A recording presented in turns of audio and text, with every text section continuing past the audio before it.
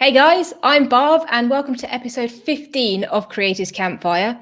If you're new here, then this is a live stream podcast where I interview all sorts of creative people, entrepreneurs, content creators, side hustlers, and general aspiring talent to find out more about what they do, why they do it, and how they do it. For anyone joining us live tonight, if you have any questions for tonight's guest as we go through, please just drop them in the comments and we'll get to them. And speaking of tonight's guest, so tonight we are talking to Lizzie Vince, who is the founder of Find Your Mojo Coaching. Now, Lizzie helps burnt out female entrepreneurs scale their business without putting pressure on themselves. And tonight we'll be talking about the part that social media has to play in that and how we can deal with that imposter syndrome that no doubt affects all of us at some point. So guys, please welcome Lizzie. Hey. Hello, everyone. There's my face. Yes. How are you? Hello. Yeah, really well. Thank you. I'm really excited to come on. So thank you for having me. No worries. Thank you for being here. This is a very interesting topic and one that I think in some way or another at some point impacts everyone.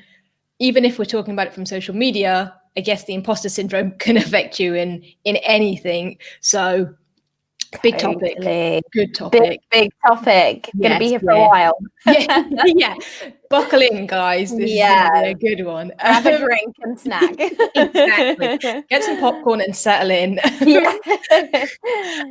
So just before I guess we kick into it and jump straight in, do you want to just give a bit more of a background of specifically what you do and why, I suppose?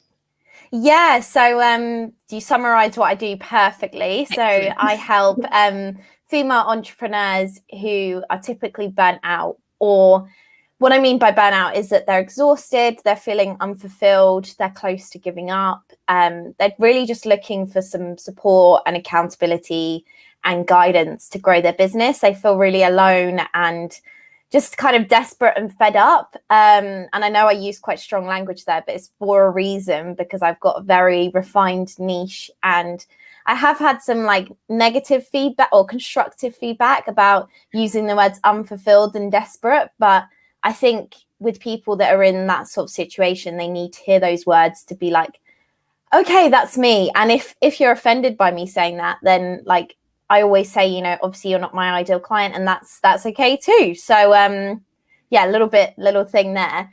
But yeah, I started as a money mindset coach, and money mindset has a lot to do with burnout, because typically a lot of us think that we have to work hard to be successful, because that's how we're conditioned in society. And that's certainly something I've had to battle with and still am to this day. Because my dad ran a really successful business and retired when he was 55, but he sacrificed everything.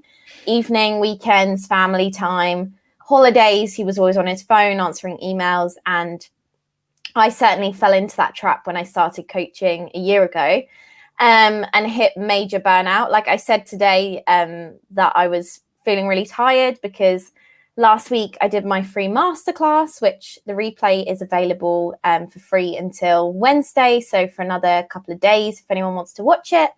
It was all about how to scale your business whilst preventing burnout. So should be really useful to a lot of you out there. And then, yeah, launched my group coaching program, and doing a Facebook group challenge in my Facebook group next week. So yeah, last week was crazy busy, and then busy weekends, some work, some play. And then today I was just so tired, and I was like, I need to nap, like genuinely. I can't remember the last time I napped. And I had a coffee, and I was like, I felt hungover. Obviously I wasn't, but I felt like, and it was because consecutively last week I was only having 6 hours sleep. I was going to bed at midnight and waking up and I wouldn't recommend people say 6 to 8 hours, more like 8 hours. Trust me, don't get 6 hours sleep, because it will burn you out. And yeah, so I kind of saw myself nearing it today. And because I know what it is now, I'm aware of it. And so I had a nap, and I didn't have any guilt about that, which old Lizzie would have felt very guilty for taking a nap at like after lunch. The Spanish would disagree and be like, go for it. They know how to live. Yeah. They know. I recently went to Barcelona, so maybe I'm just taking inspiration from them. I think they've done that right. 100%. So yeah, kind of gone off on a bit of a tangent there, but I just wanted to say that if anyone else is nearing exhaustion and you've had a lot on recently in your business or your 9 to 5, you haven't got as much sleep as you need.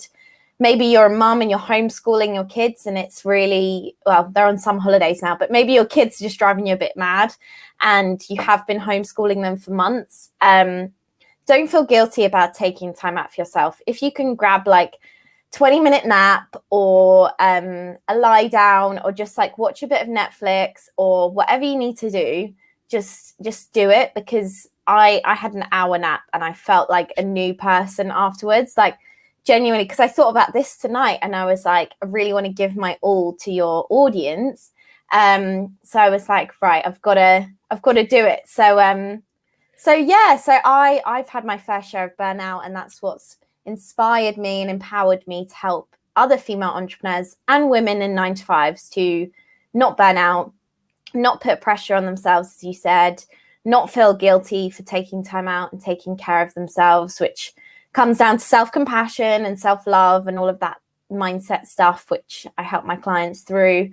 And yeah, obviously we're talking about social media today, and social media can cause burnout. So it's like so many different things can cause burnout. So we've just got to keep a really close eye on it and try and prevent it as much as possible by listening to the signs, because old me would have just pushed through today, probably gone to sleep late again, woken up early again, and just like a hamster on a wheel, and then probably had some kind of health problem. So it's just, yeah, it's not worth it. You gotta, I always say, like, short-term sacrifice for long-term gain. So if you think you're sacrificing work time, you know, it will help you in the long run. So yeah. Yeah, no, actually, and I guess before we dig into the social media side, because obviously burnout is such a big thing, and it's something that really needs to be addressed. I think a lot of people go for it, and like you said, you can now recognize those signs, but not everyone necessarily can or will continue to push through either. And again, I have my own opinions on this, I guess, but society might, or you, because of society, might consider yourself weak because, yes. Oh, hang on, 6 hours is enough or something, or why can't I do this? Other people can.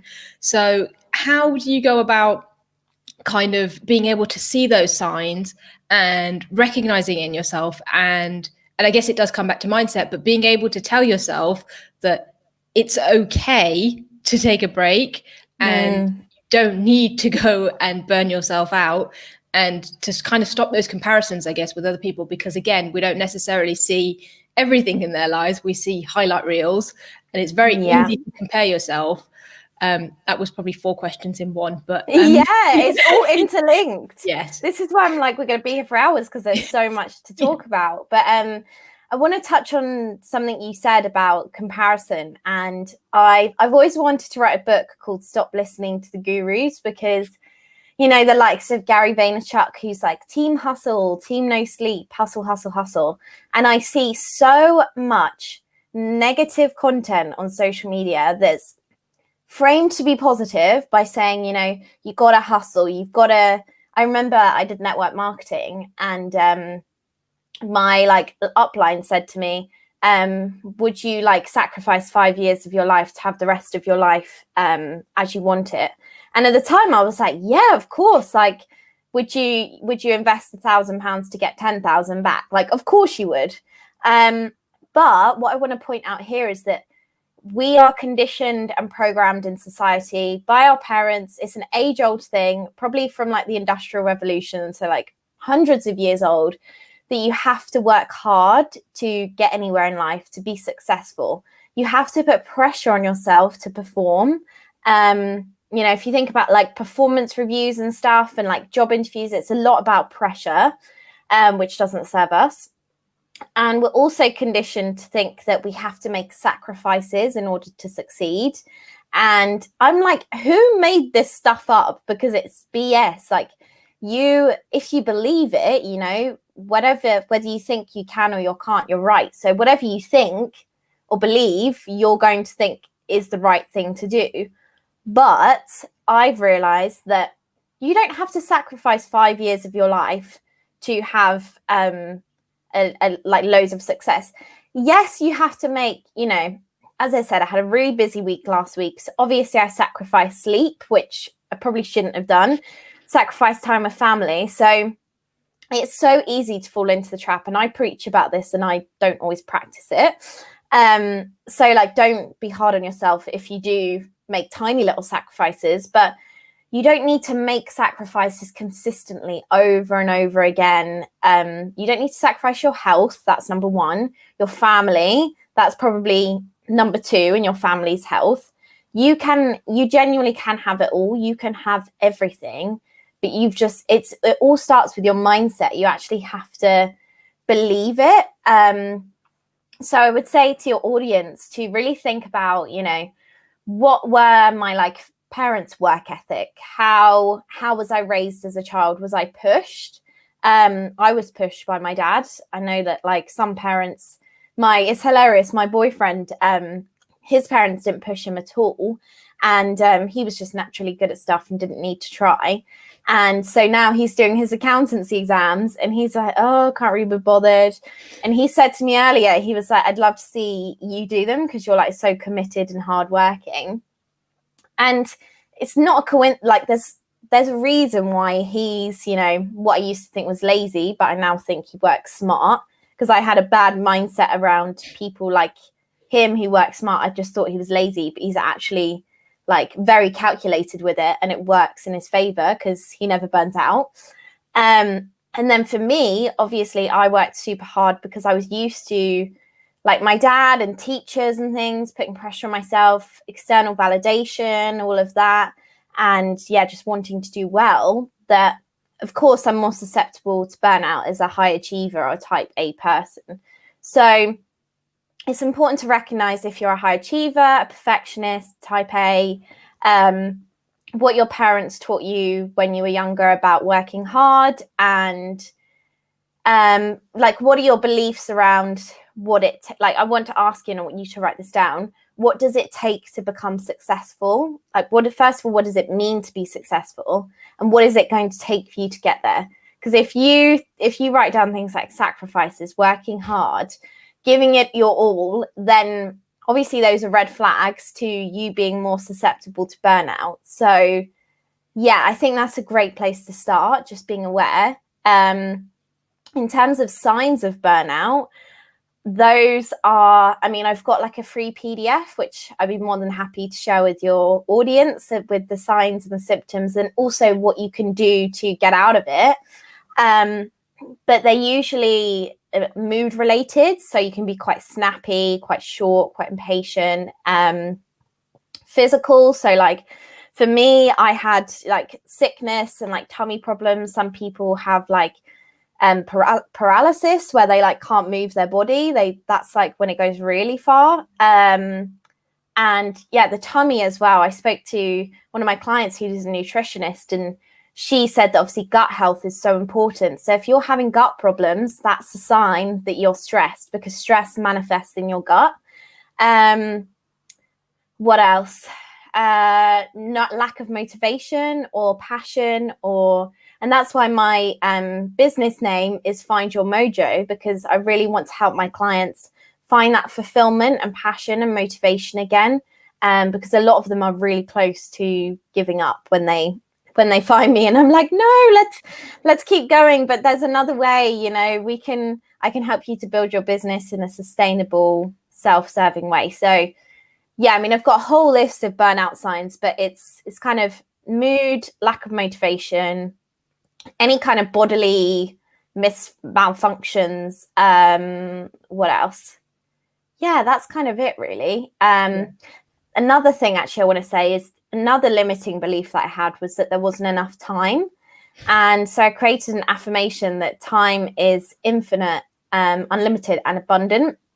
And every time I would think, oh my gosh, like I would stress because I didn't have enough time, I would say that to myself, and it instantly just like lifted my mood, and I just felt better and more reassured. So yeah, I guess everyone's got the same 24 hours in a day, right? And those exactly that are still doing it with the same time. So it is possible. Exactly. It's like you said, it's about doing it the smart way and not the how we've been trained. And it does probably go back to the Industrial Revolution in terms of you had to work the hours in order to get paid. So more hours meant more pay. Whereas now we're kind of in the knowledge age, it's a different way of thinking. It's a whole different world that you don't actually have to work, 20 hours a day to get the benefit of that. So that makes a lot of sense. Totally. Okay, cool. So if we come back to come to social media and then kind of weave in the thoughts almost. So if somebody has maybe come to you with a business idea, or just someone who's sitting at home now and thinking, something, I really want to do something, I just don't know how, or I'm having these thoughts, where's the best place for them to start? How would you tell them to approach it? Yeah, so I actually spoke to a client earlier who she thought she wanted to become a coach, and then she spoke to me today and was like, I want to have my own podcast, YouTube channel. I love interviewing people. And it just lit her up inside, like her face just like shone like a star, and she was just so happy and excited. So I think I'm really big on intuition. I'm a highly intuitive person. Like I always follow my gut, and it's never ever wrong. And it's the best thing for making a decision, because I'm the most indecisive person. So it comes down to, in M&S earlier, which like pasta do I want? Like literally, and then just follow my intuition, because otherwise I'd be like, oh yeah, that could be nice. And then genuinely, it's like simple decisions are hard for me. And my boyfriend, he's not good at it. On that one. No, I can't decide. Sit there for the indecisive. Just follow your intuition and don't argue with it. And it's the same for if you're trying to think of an idea of, what's your mojo, your purpose, your passion. Just really and just tap into your intuition. And that can come from just being you have to give yourself the time and the space and the opportunity to do that. So make sure you're on your own. I know this sounds pretty woo-woo, but even like meditation would really help, because it helps to quieten the like amygdala part of the brain. So I know a lot of people think meditation is like woo-woo and spiritual, but there's been scientific studies that prove that it helps the functioning of the brain, because the amygdala is fight or flight mode. It's where the panicking thoughts happen. And typically in our primal days, if we were being chased by a wild animal, that would have been flashing. Now it flashes if we stress about being late for something, or just panic or stress about anything, like about I always say to my clients about doing an Instagram or Facebook live or something, the amygdala is getting triggered, where meditation actually helps to kind of calm that down, and it helps to boost the prefrontal cortex part of the brain, which is the decision-making part of the brain. It's the logical, rational part. So again, if you want to make good decisions, meditate more and be more intuitive. So that's why I say meditation is really great, because it will help you to make better decisions about simple stuff like what to buy in M&S. Other supermarkets are available. And also what you want to do in life, because there is so much noise and information out there that no wonder we're overwhelmed and stressed and comparing ourselves all the time. And I spoke to somebody the other day who said we're living in the infobesity era, where there's so much information. We're becoming we're so consumed and suffocated by information that you can't see the wood for the trees. You don't know which way to go, which is why I always say hire a coach, because the accountability is so powerful and they will help you to figure it out. And it's so much easier and faster than doing it alone. But in terms of finding out what you want to do initially, I would say meditate, tap into your intuition, and then just get out a piece of paper and just start writing down, what are you good at? Probably copy Ikigai here, which is the Japanese way of life, which is, I remember I read about it about a year ago and I was like, this is amazing. So a community in Japan, they follow Ikigai, which basically means that it means like a wonderful life or something like that. And your Ikigai is what you're good at, what you're passionate about, what people in the world need, and what you could get paid for. And if you can find the thing that encapsulates or encompasses all 4 of those things, that's your ikigai, and that's your purpose or your mojo. So just split a piece of paper into 4 and just write down for each of them. And if you find the same thing is like is ticking all the boxes, then explore some more. I just think we need to be more curious. Like, think about when we were kids, how curious are children? They're like, but why, mummy? But why? Why is this? And it's so annoying. It's like, stop. I remember my sister's 7 years younger than me, and I was like, stop saying why. I was like, it just is.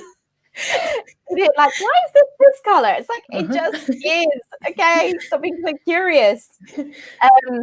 But curiosity is like the most beautiful feeling and thing you can do as an adult, because it sparks that inner child. And I always say to my clients, I ask them, what's one thing you did as a child that you don't do anymore? And it could be like anything, like climbing trees, painting, dancing. I used to ride horses, which I don't do anymore. I'd love to get back into that. And you do that thing, and it's like that instant nostalgia hit and that instant spark. And that probably would also help you to find out what it is you want to do. Because being an adult is pretty boring and serious and stressful. So I basically want you to tap into your inner child as well, to find out, what is it that she or he wanted to do. Because, when you're a kid, you think you can be anything, an astronaut, footballer, actor, actress, you think you can be anything. And to be honest, in this day and age, there is so much opportunity out there. Obviously, there's a lot of competition, but there's so much opportunity out there. You can be a nobody and like become really successful, whatever that means to you, whether it means impact, income, transformation, changing the world. So for me, if you couldn't tell already, I'm really passionate about preventing burnout amongst women and men, to be fair, just people in general. And especially like students and stuff as well, because they've obviously gone through a hard time recently. And yeah, I would just say that I really want to start an anti-hustle or anti-burnout revolution or movement where we stop listening to the likes of Gary Vaynerchuk, who are telling us to do certain things, and we do things our way. We don't sacrifice. We do things in a self-serving way, because if you're starting something from a place of scarcity, so scarcity about time, money, self-belief, confidence, whatever, or if you're starting from a place of stress because you don't think you've got enough time, or you don't, whatever it is, that's not going to be a sustainable business. If you're like working all the time, stressing all the time, always not thinking you're worthy, you are not going to succeed, because that isn't, and I know that's brutal, but you can't sustain that. Like, if you think about these big corporate companies, obviously that's on some next level, but they think about, how can we future-proof? How can we be sustainable? And I feel like as solo entrepreneurs, we don't view ourselves as business owners or experts, which is another problem. So we think that like, we can do it all. And there's a lot of fear around outsourcing because, it's your baby and you're protective, but like, just like you let a baby grow and you let your baby walk and like learn to speak and do whatever else, you've got to let your business grow. You can't hold on to it. So yeah, I don't know if that answered it. I kind of went off on a tangent. So many things to talk about. Yeah, no, that's cool. I guess just to jump in, I guess on the Ikigai thing, there is a book about it that I haven't read yet that is on my list. So if anyone wants to dig into that, I will put the link in the notes actually. And also I watched a really, really good video on it. It was by Chris Do of The Future. And it's about an hour, but he does almost like a live version of it with 2 people in the room. So if anyone does want to get more into the whole Ikigai thing, that I'll add some links into the show notes or the description, whatever this ends up being, so you can check that out. And I guess the only other thing I was going to say, I suppose, is and this is obviously a personal opinion, but I am a Gary V huge fan. And I actually don't think he does promote the hustle. I think actually if somebody does want to get started, I mean, he's the reason I'm here, if I'm completely honest. If someone does want to get started, I actually would highly, highly recommend listening to him in terms of just getting up off your ass and not worrying about these kind of things. So yes, but again, I will link to some of that stuff. But so if we go back to, I guess, social media specifically, do you kind of advise a specific route or way to do it? So I guess if I'm sitting here, or is it more about understanding what people want and how to, rather than the actual doing? So it's more about finding out what you want to do rather than going, okay, well, this is how you'd even approach it. Yeah, I'd say, well, yeah, first of all, you need to find out obviously what it is you want to do. And then, like I said, there's so much information out there, and like, I'm not a Gary V hater. He just always comes to mind because of a lot of posts that I've seen of his in the past. He does speak a lot of sense, and he is like compassionate, and he's not like he's not a robot. I always like engage with his LinkedIn posts. I think they're great. There are just other gurus that I prefer to listen to. But yeah, in terms of social media, this, it obviously breeds comparison. So it can be very easy to get caught in the trap of comparing yourself to others who are usually always doing better than you, never doing worse, because that's what we do as human beings. We compare ourselves to people way above us and don't, feel grateful for the people that, the fact that we're doing better than other people and maybe than like we could be doing. So that is definitely something to be mindful of. And I love the quote, don't compare your chapter 1 to somebody else's chapter 20. And I compare myself to a lot of other big coaches out there. And then, or I used to, sometimes get caught up in it now, but not as much. And then I have to remind myself, like, I look at how long they've been coaching for, and it's like 5-10 years. And I'm like, right, okay, that explains it. I've only been coaching for a year. Like, there are people that have been coaching for less time than me that are more successful, but that's like few and far between. But the people that I really look up to, they've been doing it for a lot longer. So I'm like, hey, just need to remind myself that I'm in my own lane, taking this one step at a time, and like I'll get there in my own time. So yeah, I think that quote is like one of my favorites. Yeah. Oh, I came across one the other day. What was, I think it's a Theodore Roosevelt one. It is comparison is the thief of joy, I think I might have butchered that. And I mean, I've literally, it was probably 5 days ago or something that I read that, and it's still been playing on my mind because it's like, wow. It was one of those that really, really hit. And I was like, yep, I literally can't stop the comparisons, no matter. And I've always done it. I've always in some way compared myself to other people, whether that's benchmarking myself or just saying, hang on, that's where I want to be. And I kind of read it and I went, yeah, wow. At any of this point, did I take a step back and go, hang on, look what I've done? It was always, yeah, but I still haven't, done this. And it's like, wow, all that time. it just really hit. So I guess for somebody sitting there and going and looking at people, and I guess, again, with social media, it's so easy to see somebody with these perfect, and it's the same with YouTube. If you're looking at people on YouTube, right, you're looking at these polished videos and you're thinking, well, what's the point in starting now?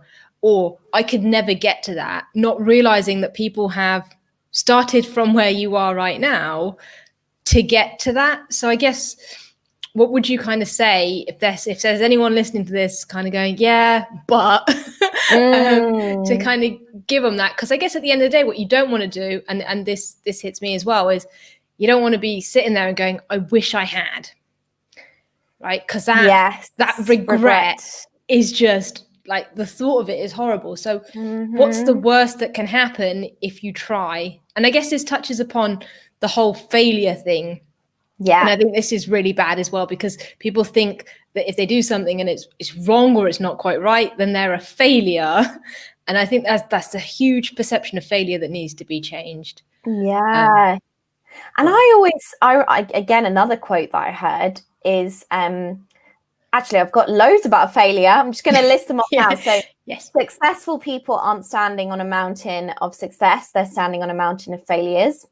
The difference between a winner and a loser is that a winner tries once more. Every failure or mistake you make gets you one step closer to success. It doesn't take you one step backwards. It brings you one step forwards. And I'm so glad that you brought that up. And yeah, I couldn't agree more that there are so many amazing budding entrepreneurs out there who don't get started because they're so scared of failure or judgment or ridicule. And I saw a friend yesterday who was like, I just love how ballsy you are, and how, like, she was like, if I started coaching, I'd probably create a new social media profile, and like I wouldn't want people to know. And I'm just like, I've always been the type of person that you either love me or you hate me. Take me as I am. This is who I am. I love and accept myself. If you don't accept me, then like, unless I've done something bad, and like if I do get constructive criticism, I take it on. Nobody's perfect. I have a lot of flaws like everyone. Then I'll just be like, okay, that's fine. You're not. And it's the same with like prospective clients. If somebody doesn't want to work with me, I'm like, as long as I've done my fair share to show them the value, if they don't want to work with me, then that is totally cool. We're not a good match. Our energy isn't aligned. And I'm all about energy and how we are like, we become like an energetic or vibrational match to things. And this is why when you find your purpose or your mojo and you get that like buzz and butterflies inside, that is pretty much like you vibrating, because we are made of 80% water. So yeah, little side note there, back to like science GCSE. But yeah, I think that in terms of comparison and not being scared to get started, one of my favorite books is Start Now, Get Perfect Later by Rob Moore. Yep, great book. And you've read it as well. Yeah. So good. Yeah. And The Compound Effect by Darren Hardy, who is the founder of Success Magazine. And he talks about like compounding action, so taking small action every day to build up to big results. And a lot of the time we think we need to take this massive action and see massive success and massive transformation. And another one of my favorite books, which is always by my side because I bloody love it, is called Unfuck Yourself by Gary John Bishop. Okay. And there's a chapter in there all about expectations and how expectations take away our power. And like you said, they're the thief of joy, because it means that you're setting yourself up for disappointment by having such high expectations. Like, this might sound really kind of brutal, but like, we can't be that stupid to think that every other person in the world doesn't fail or make mistakes, and every successful person in the world hasn't had their fair share of failures, setbacks, challenges, obstacles, judgments. Like, come on, we can't be that naive to be like, oh, it's perfect for everyone else and it's so hard for me. And I say that with love, and I totally get it that. And this is the other thing with social media. We have to remember that, like you said, it's the highlight reel of people's life. You're probably doing it yourself. Like, are you talking about your struggles and challenges? I do, because that's part of my brand. And that's why people buy from me, because they connect with me. It works for my branding and my strategy and stuff. But on the whole, people think that people buy from people because of their success, which... Of course, yeah, you see somebody that's successful, you're like, I want a piece of that, show me how. Makes sense. But people also buy from you if they see the journey that you've been on to get to that success. And I got interviewed on somebody else's podcast the other day, called, oh my God, I can't even remember. Overwhelm. I can't even remember what it's called now. The episode isn't live yet, but it's like From Stress to Overwhelmed or something like that. And we were talking about how between starting and this whole 6-figure BS that's out there, like, does everyone even want to make 6 figures, or are they just convincing themselves that they do? Because that's the question we've got to ask ourselves. What do we really want from life? Us, not the gurus. Yeah, which comes back to what or does anyone success else. actually mean to you? Yeah. Because we have this societal version of what success is, to your point, 6-figure salary, flash car, big house. But is that actually what everyone wants? No, I doubt it. And somebody said to me the other day, I was like, that's bloody amazing. She said, and then they tell you that you need to work on your money mindset. And it's like, no, my money mindset is fine. I just don't want that. Yes, so exactly. Like they will try to convince you that you're wrong and there's something wrong with you. Oh, this is the other thing. Oh my God, so many things to talk about. The gurus convince us that we're broken and we need fixing. We are not. We will never be, even if we are broken, which a lot of us are, let's be fair, we will never be fixed. And it is more than okay to be broken. Like, it's okay to be working through stuff. And, you know, like you said, with the comparison of things being perfect, perfection is just an ideal anyway. You fabricate perfection in your own mind, because perfection to you could be uploading a video and having like you know, certain sort of lighting, music, subtitles, and then perfection to me could be something completely different. And nobody's going to know. I used to do this a lot. I used to be like, oh, can't put this out there because, you know, I missed this out and I didn't include this and I did this instead of this. And then I reminded myself, I was like, Lizzie, give your head a wobble. People don't know what you intended for this to be. Yep. Nobody's going to be like, oh, let's look at the first version or the first edit and then the fifth edit. Oh, that wasn't not like that. Well, people aren't going to see that anyway. So it's just like, honestly, we have to give our head a wobble and remind ourselves that, like, we are so stuck in our own head and we make it seem like it's other people's fault, but it's all us. We do this to ourselves. And this is why I love this book, because it's written by a Scottish guy and it's so to the point. And he's like, you literally do, like, you can control your own thoughts. It is hard. It's so, so hard, but you can. And we do so much self-sabotaging and we are so horrible to ourselves. And we don't need to be. Like, the world is a harsh, unfair place that we don't need to be horrible to ourselves as well. We should be backing ourselves the most, if anything. So, I mean, I've never been a massive perfectionist. I've more just been like scared of it not working out and being like, oh, I have to try again. But I'm just like, just put it out there. Follow your intuition, as I keep saying, and just do whatever feels right and put it out there. And don't worry about like what could happen, what might happen. Another one of my favorite books, they're all coming out today, is How to Be a Badass by Jen Sincero. Yeah, not got around to that one. Oh, it's so good. And she talks about fear. There's a whole chapter on fear. So expectations in this book, favorite chapter. Fear in You Are a Badass, favorite chapter. And she talks about fear living in the future and how, isn't it funny that, like, so all of the people who are scared to put themselves out there because it might not work out, all of the what ifs, think about your future self and, like, close your eyes and imagine your future self and look back to this moment where you're freaking out and ask yourself, was it even that bad? And you will, and she says, I think it's something along the lines of look back on your fears as if they were like a tiny, like, what do they call it? Drop in the ocean or something like that. Like a tiny pipsqueak. And they will lose their power to paralyze you. And that is so, so important, because right now your fears seem huge, all-consuming, paralyzing. But if you look into the future and look back on them as if you were your future self, you'll probably laugh at yourself and be like, oh my God, she was crazy to think that. Like, it wasn't even that bad. So that's definitely my tip for anyone that's scared to get started. And like I said, let's not be naive to think that all of the greats, Richard Branson, Elon Musk, I mean, all you have to do is Google like entrepreneurs' adversity stories or stories of resilience. J.K. Rowling went to hundreds of publishers. Jim Carrey lived in a caravan for 10 years before he manifested $10 million from Dumb and Dumber.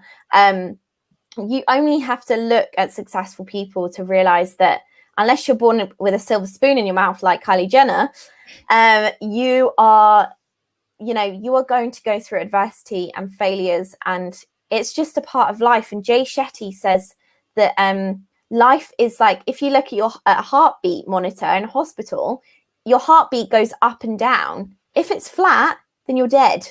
So nothing's going to be flat. Life moves. It flows. Like, it has to flow, because otherwise it's just flat. And that's the part of being alive, just everything going up and down. And I think, last thing, the number one thing we need in life, whether it be whether you've been an entrepreneur or working 9 to 5, whatever it is resilience, because life is going to be tough. That's just natural, but it's not about what happens to you. It's about how you respond to it. And as I've become more and more visible, I've had like backlash, negative feedback, negative criticism. And there's been so many times where I've wanted to give up and be like, I can't do this. People think I'm strong and confident. I'm not as strong and confident as people think I am.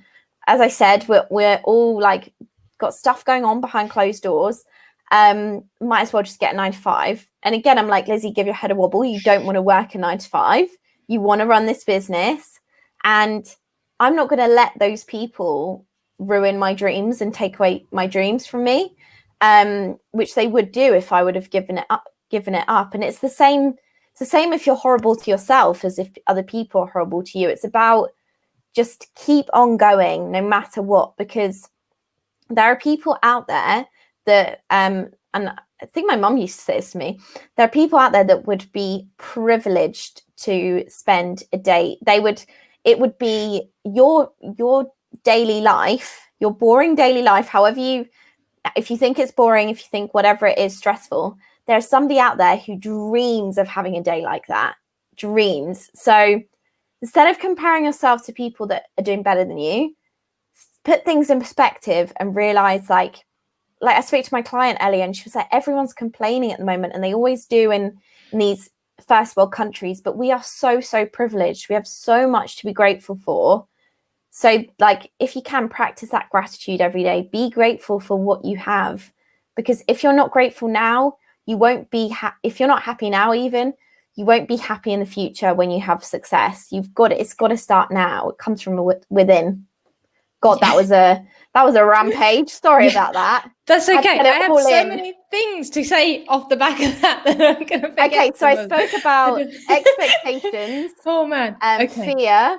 Fear. Let's start with fear. Yeah. I can remember the general topics. So I'm glad you can. You. Okay. My memory is awful. I've got a good memory. Good. I'm glad somebody does. I don't take notes, but sometimes I think I should. This is going to turn into a book fest, but on the fear setting stuff, I could just talk to you all day about books.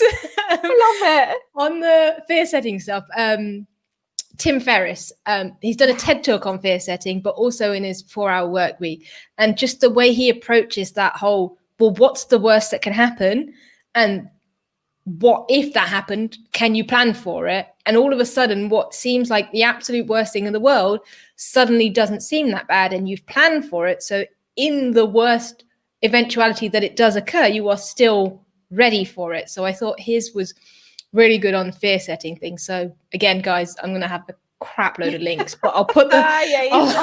Sorry. Right, that's okay. Big Amazon order. Your family's going to be like, how many books do you need? Right, yeah. No, they're always turning up. So I will link the Tim Ferriss fear setting TED talk in the thing. Fear setting on that one. What did we go on to off the back of that? I said about expectations before, and then I spoke about resilience. I spoke about how every successful person has obviously been through adversity.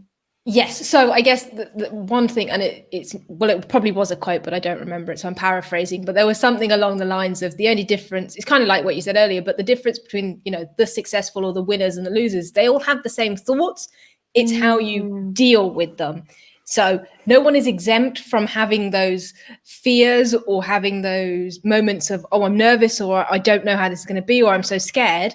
The difference is how you then deal with that to either overcome it and carry on anyways, or let it hold you back. And that's kind of what sets people apart. So, and I guess off resilience as well, it comes back to putting in the reps almost, is you need to show up and you need to continue showing up. And also that is the way you perfect something. You can't put, it doesn't matter how much you read about something. And again, I'm clearly talking to myself in this episode, but it doesn't matter how much you read about I don't practice all of this stuff I'm preaching, by the way.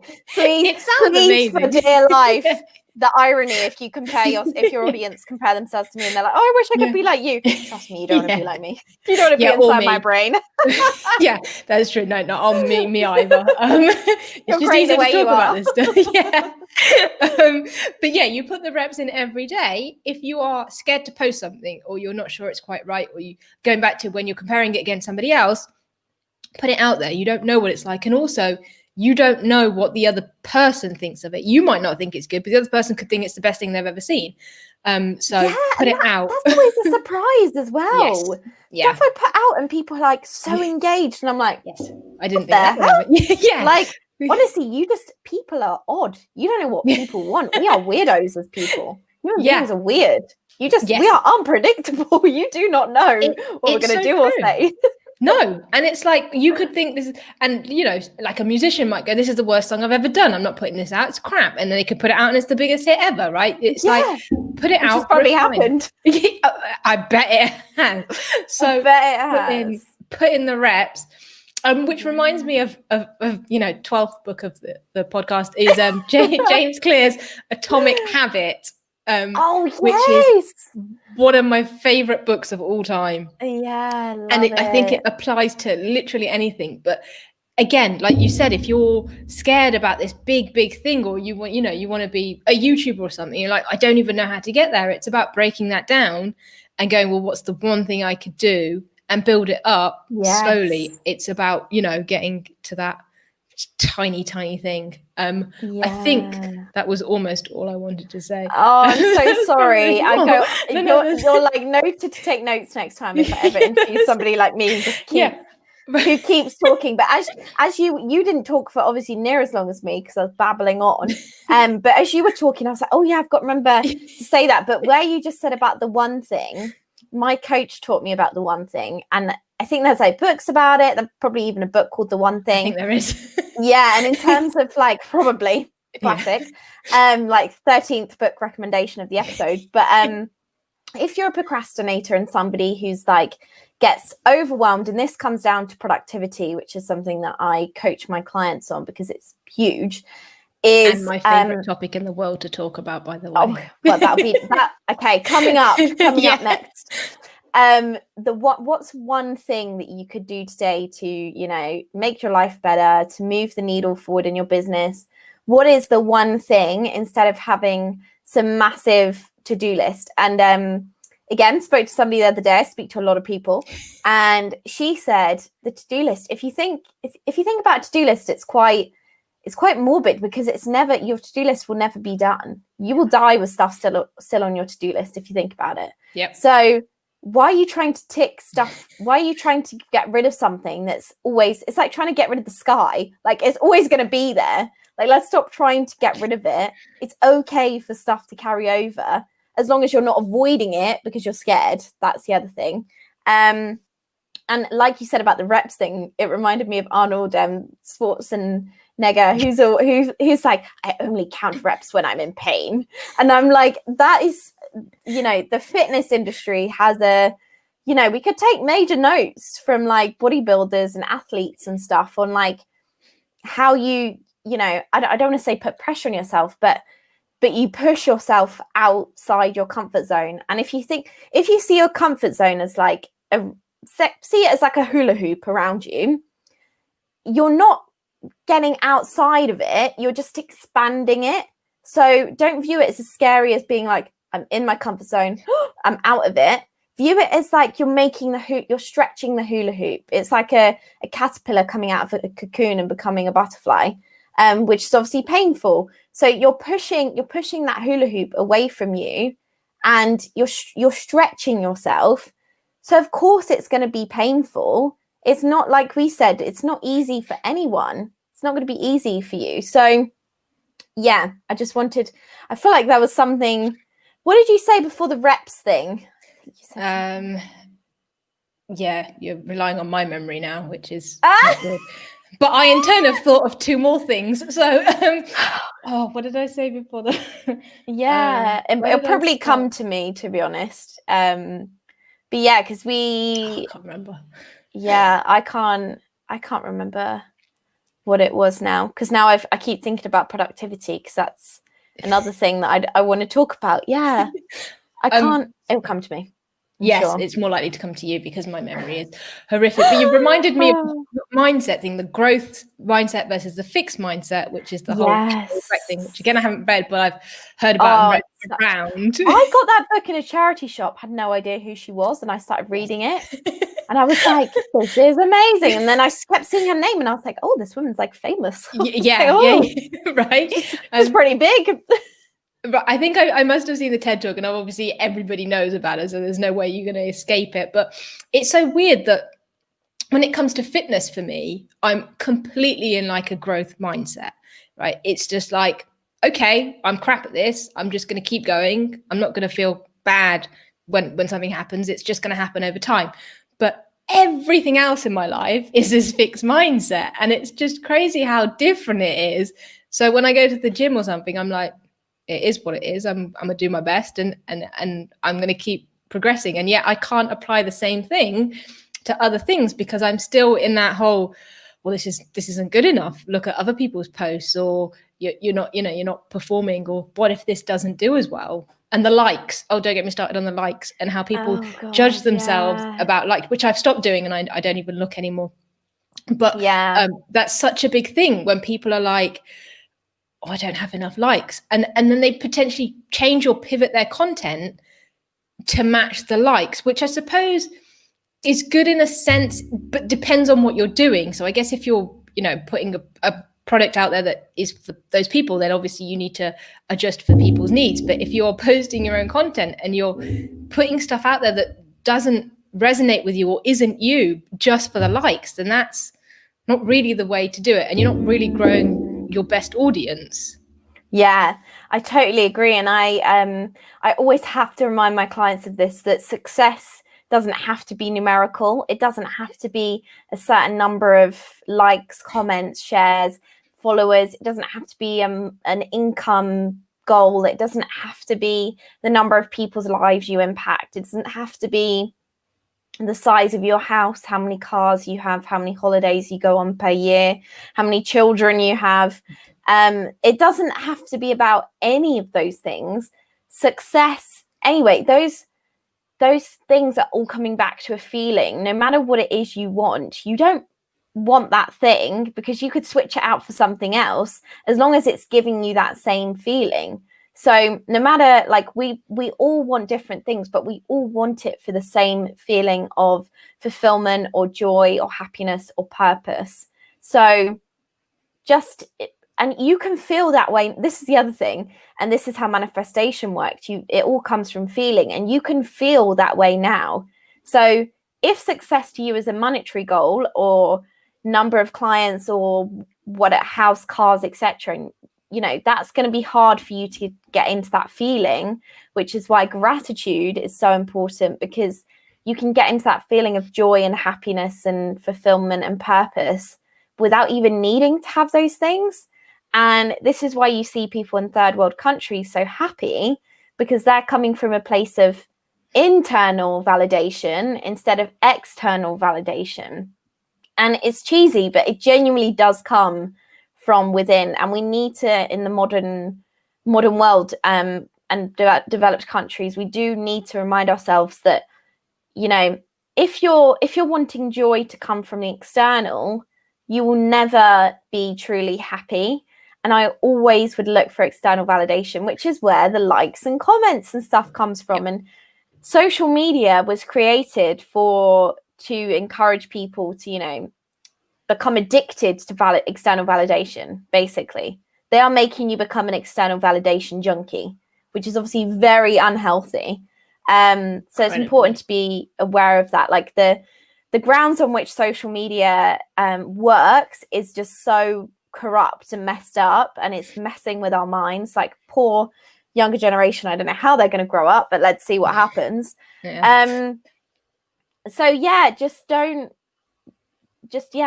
remember that, you know, social media isn't life, and success comes from within, I would say. I think that, yeah. Okay. That's kind of, I don't want to say goodbye, but I think that's a good note to leave it on. Yeah. Otherwise we'll be here for hours. Yeah. I like more things popping in my head right now. I'm like, this. I'm this. sorry. No, that is cool. I'm having a lot of fun. I don't have many people to discuss this with, so this is great. Oh, good. You can come on my podcast. We can discuss some more. Let's do it. That would be fun. I think we should start a book club. I think we should. Seems like it, doesn't it? I would think we should. I'm all over it. It'd be amazing. Let's do it. Yeah, you heard it here first, guys. Yeah, it's happening. We'll just nerd out. Yeah. Love it. Okay, guys. If anyone's joining us live, I hope you enjoyed the nerd out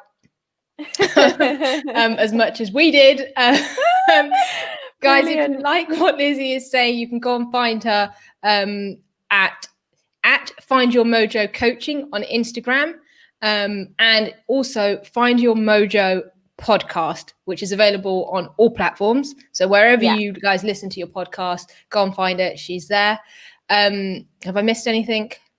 Facebook and LinkedIn, and Find Your Mojo Coaching, and you can also, I'd love to offer your audience free 1-to-1 1-hour coaching calls, which I normally charge £297 for, and I can help you to find your mojo, and we can talk through and dive into the things we've discussed today. So that's incredibly kind of you. Thank you.